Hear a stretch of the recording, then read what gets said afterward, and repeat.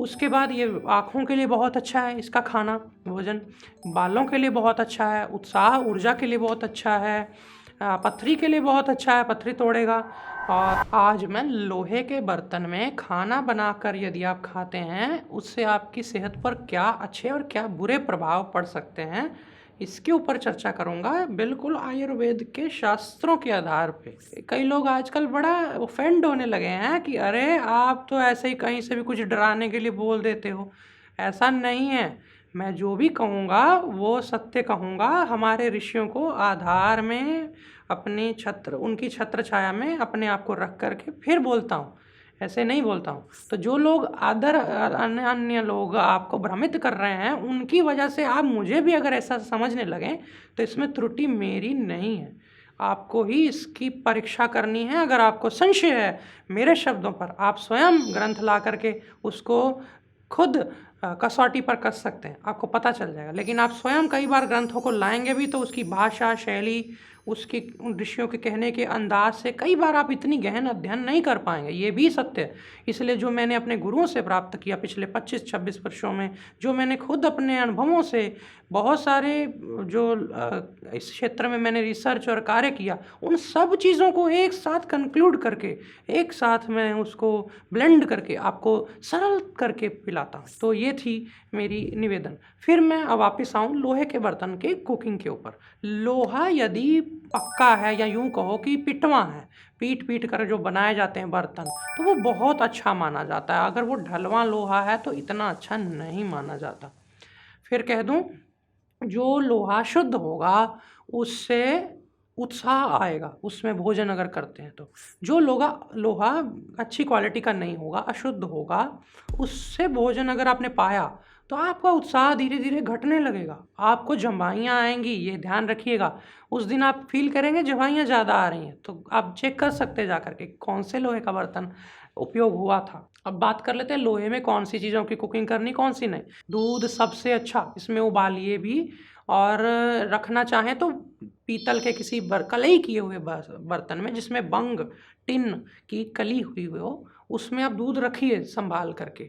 उबालने में कली इसको उपयोग करिए। अगर आप इसी में ही दूध स्टोर करके रखेंगे तो दूध काला पड़ सकता है, बस ये ही डर होता है।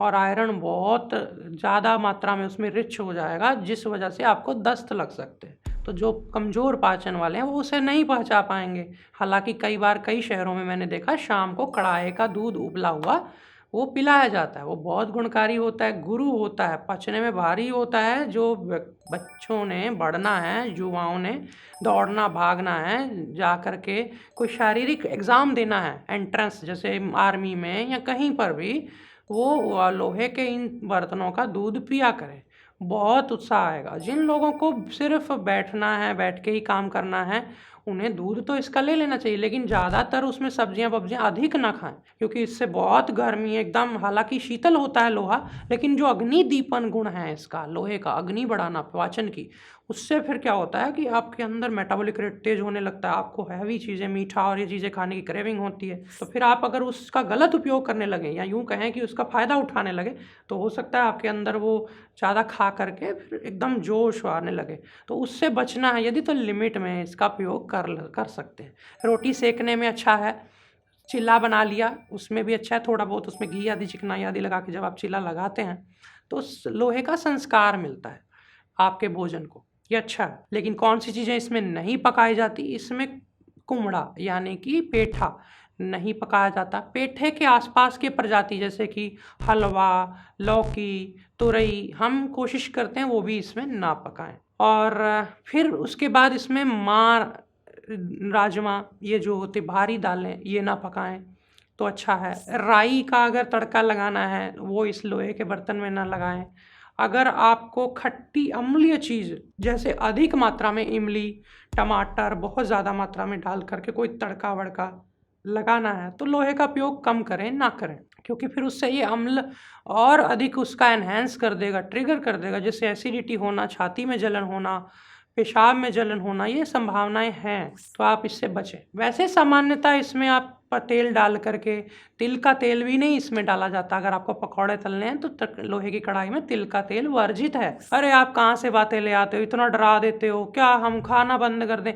कर दो बंद, मुझे कोई दिक्कत नहीं है, लेकिन आपको मैं सही गाइड कर रहा हूँ कि लोहे के बर्तन में आप सरसों का तेल डालकर आराम से पूड़ी तलें, पकौड़ा तलें, तिल का तेल का उपयोग ना करें। ये एक बात ज़रूरी है। फिर उसके बाद ये आँखों के लिए बहुत अच्छा है इसका खाना, भोजन। बालों के लिए बहुत अच्छा है, उत्साह ऊर्जा के लिए बहुत अच्छा है, पथरी के लिए बहुत अच्छा है, पथरी तोड़ेगा। और IBS पाचन शक्ति की कमजोरी के लिए बहुत अच्छा है। ये सब चीज़ों के लिए बहुत अच्छा है। लेकिन किसके लिए अच्छा नहीं है मैं वो भी बता दूं कि जिन लोगों को पहले से ही आयरन बॉडी में ज़्यादा है ना, उसकी एक्सेस होने के कोई लक्षण दिखाई दे रहे हैं या बहुत ज़्यादा आयरन बढ़ गया है पहले ही शरीर से, उन शरीर में उनको नहीं दिया जाता। या यूँ कहें कि अशुद्ध लोहे का उपयोग सभी को ही वर्जित करना चाहिए। अच्छी गुणवत्ता वाला लोह बर्तन हो, खट्टी चीज़ें उसमें आप ना पका रहे हों, सामान्य भोजन की कोई हल्का फुल्का छौंक लगाना हो, कोई तड़का लगाना हो, और या फिर दूध की कोई चीज़ बनानी हो, तो लोहे का बर्तन बहुत अच्छा माना जाता है। और लोहे के बर्तन में खाना नहीं चाहिए। कई लोग कहते हैं मैं लोहे की कटोरी ले आऊँ, लोहे का ग्लास ले आऊँ, तो उसमें मैं पानी पिया करूँगा, ये करूँगा, ये अच्छा नहीं माना जाता। एक तो इससे आपका वीर्य शुक्र गिरेगा, घटेगा। एक आपके अंदर थकान रहने लगेगी, लिथार्जी रहने लगेगी उसमें भोजन करने से। भोजन हमेशा टिन या बंग जिसके ऊपर कोटिंग हुई हो ऐसे बर्तन या फिर पीतल के बर्तनों में उपयोग हो खाना चाहिए, जिसमें पीतल भी तांबा और रांगा यानी कि बंग या जिंक के मिश्रण से बनता है जो पीतल, वो भोजन सर्विंग के लिए अच्छा होता है। ये चीज़ें आपने, बाकी घी आदि से कोई डर नहीं है लोहे को, करिए खूब इसमें, कोई भी आप ऐसी चीज़ बनाना चाहते हैं बनाइए। रंग काला कर सकता है सब्जियों का, दालों का, इससे थोड़ा आपको पहले प्रिपेयर्ड रहना है। आज की जानकारी में मैंने जो चीज़ें आपको बताई इसको अपने जीवन में उतारिए। जो प्रश्न भ्रांतियाँ या आपको अभी भी डर सता रहे हैं उन्हें मुझे नीचे पूछिए, आने वाले समय में उन पर चर्चा होगी। क्योंकि आप जब लाखों लोग मिलकर के मेरी वीडियोस को देखते हैं, उसके बाद उसमें ऐसे ऐसे बुद्धिजीवी लोग जो ऐसे ऐसे तीखे प्रश्न करते हैं, उससे मेरा भी उत्साह बढ़ता है, मुझे भी अच्छा लगता है कोई प्रश्न आया है, इस पर बात होनी चाहिए। तो फिर मिलूंगा एक नई वीडियो में एक नई जानकारी के साथ। मैं नित्यानंदम श्री लेता हूँ विदा। नमस्कारम।